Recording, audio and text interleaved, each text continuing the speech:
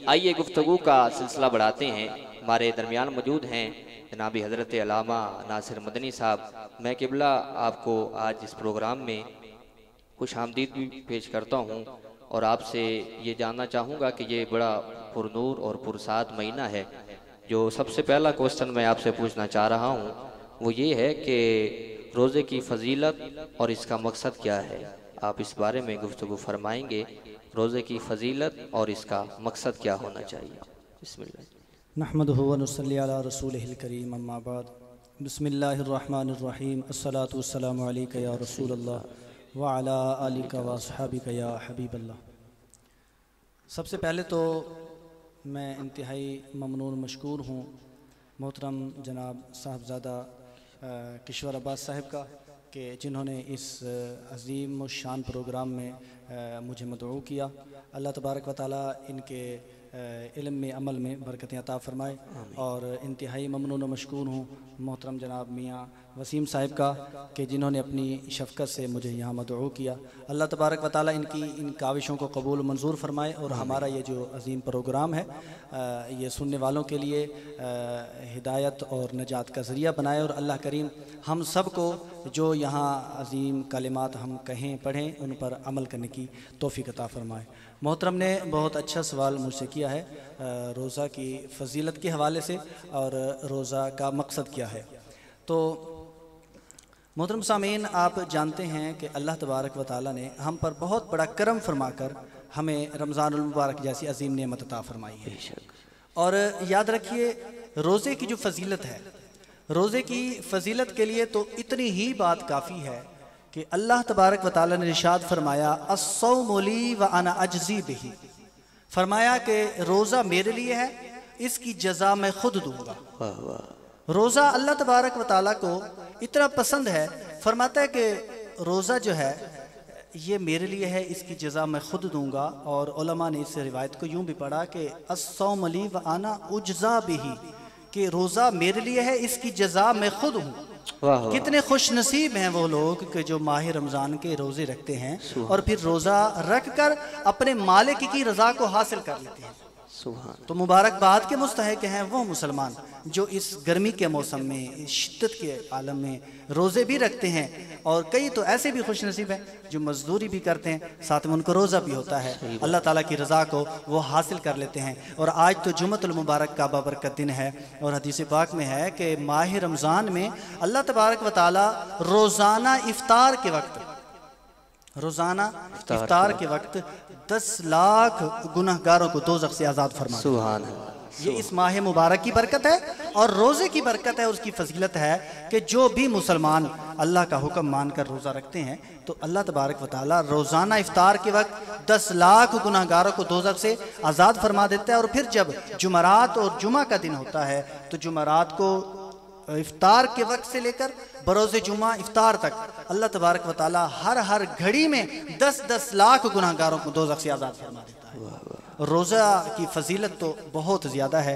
अब रोज़े के मकसद की बात करते हैं कि रोज़ा रखने का जो मकसद है ये बड़ा अजीम मकसद है।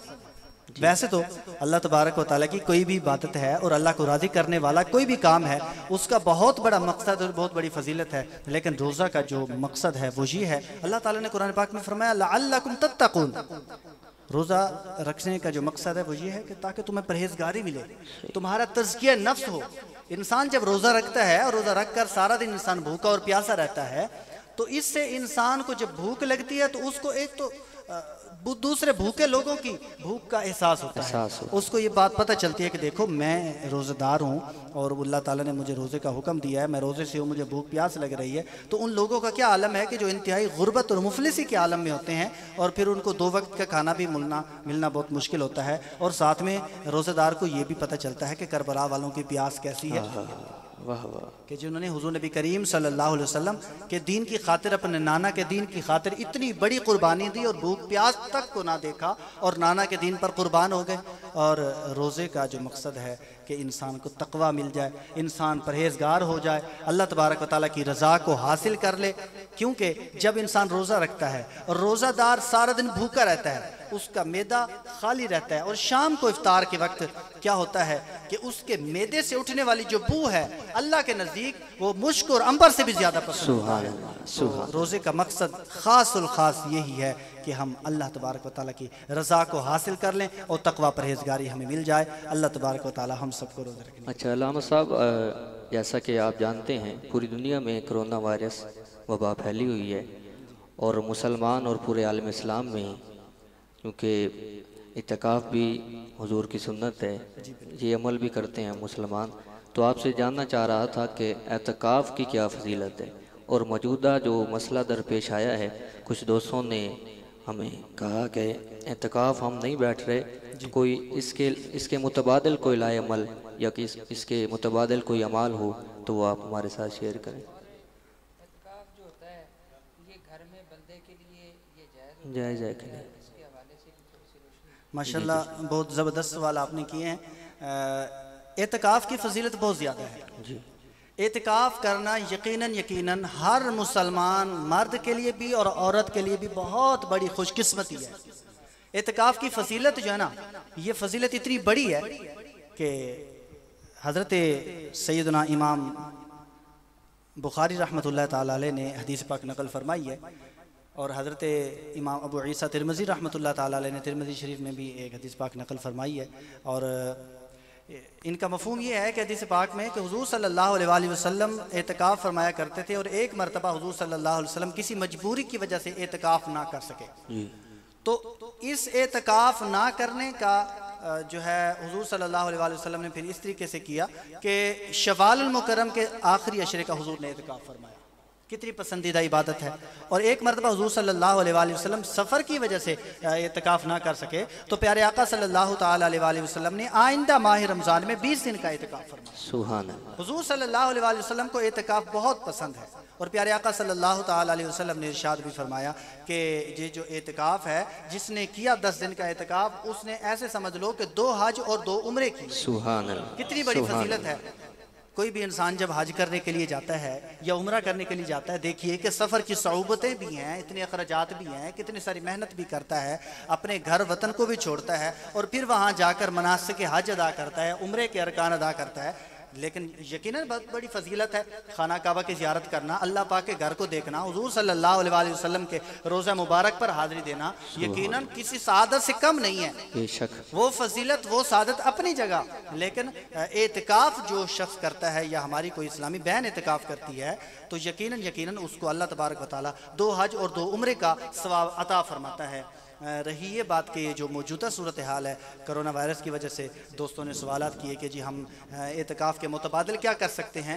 तो देखिए, एतकाफ़ के मुतबादिल सोचने से पहले हमें ये सोचना चाहिए कि इस एतकाफ़ का हुक्म क्या है।